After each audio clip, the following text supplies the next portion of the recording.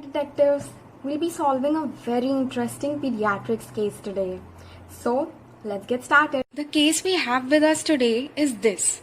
Tariq is a 2-year-old Asian boy who presents to pediatrics OPD with bow legs and poor weight gain. He was born in Bangladesh and finally moved to UK when he was 3 months old. He was breastfed for the first year. His mother states that he currently has several bottles of cow milk a day and that he has a poor appetite with a poor intake of solids. He has no gastrointestinal symptoms. His mother feels that he is not active as other boys of his age. There is no history of fractures. There is no family history of note. So in this history, I have highlighted a few keywords which I thought were of importance. Then we move on to examination. He is pale with a prominent forehead and a marked bow-leg deformity. He has swollen wrists and ankles, no other clinical signs. Height is 25th centile and weight is 2nd centile. So this history and examination gives us a rough idea of what our case is about. And if you focus on the highlighted words, it might even help you reach a conclusion. But a good detective always takes into consideration all the clues that he can find. So we also have a few clues which will help us reach a diagnosis, and they are as follows. This is our first clue. Lab investigations of the child. As we can see, the hemoglobin level is reduced 9.8 gram per dl. Mean cell volume is 64 femtoliter, which is also reduced, and mean corpuscular hemoglobin is 22 picogram, which is also reduced. Then we go on to ferritin, which is markedly reduced, which is 4 nanogram per ml, and calcium, which is also reduced, which is borderline reduced, I should say, 2.2 millimole per liter, and alkaline phosphatase, as you can see I have marked in red, is markedly raised. So, do these investigations ring any bell in your mind? Are you able to reach some conclusion? Because I think I have reached to a conclusion.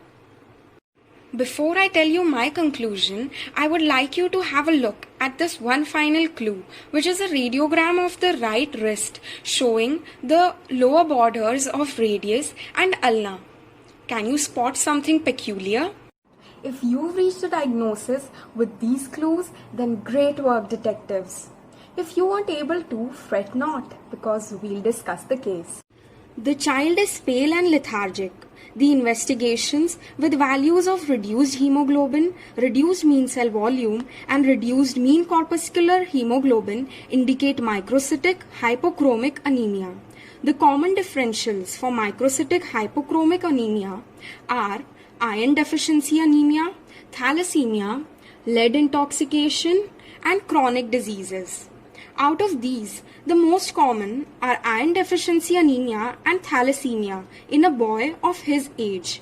And since his globinopathy screen was normal, which indicates absence in thalassemia, and marked reduction in his ferritin level, which indicates iron deficiency anemia, which is easily explained by the history of drinking several bottles of cow milk every day without any solid food intake. Low levels in children on only cow milk are due to the following reasons. Iron in cow milk has lower bioavailability. Bovine milk has higher concentration of calcium, which compensates with iron for absorption, and GI losses due to cow milk allergy. The boy's mother is advised to give the child 3 to 6 mg per kg per day of oral iron in the form of drops or syrup according to his weight. This should be continued for 4 to 6 months to replenish his iron stores as well. And then to feed the child every day everything that is made at home for the other family members. This will ensure proper nutrition, and his teeth wouldn't get stained black as well, since the food will clean the residual iron from his teeth. His diet should be made rich in meat, liver, poultry and fish if they are non-vegetarians, and in cereal, spinach, jaggery, legumes and nuts if they are vegetarians. The findings of bow legs, poor weight gain, prominent forehead, swollen wrists and ankles, and raised alkaline phosphatase level clearly paint a picture of rickets in the child. Some differentials for this condition are nutritional vitamin D deficiency, renal tubular acidosis, chronic kidney disease, oncogenesis rickets, metaphyseal dysplasia, and fluorosis. But according to his history of only cow milk as his sole source of nutrition, the most logical explanation would be nutritional vitamin D deficiency rickets.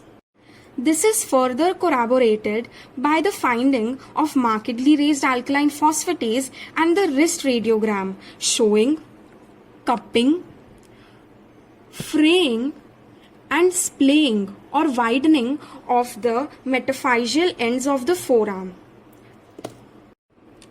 I would manage this child's vitamin D deficiency by prescribing 3000 to 6000 international units of vitamin D orally daily in the form of fat-soluble granules dissolved in his milk for 12 weeks, followed by a maintenance dose of 400 to 600 international units of vitamin D per day, with oral calcium supplements of 30 to 75 mg per kg per day according to his weight for 2 months, along with exposure to sunlight, whole body exposure for 30 minutes per week to UV rays for synthesis of vitamin D, and also give him foods rich in vitamin D such as fish, meat, cod liver oil, egg yolk, and butter.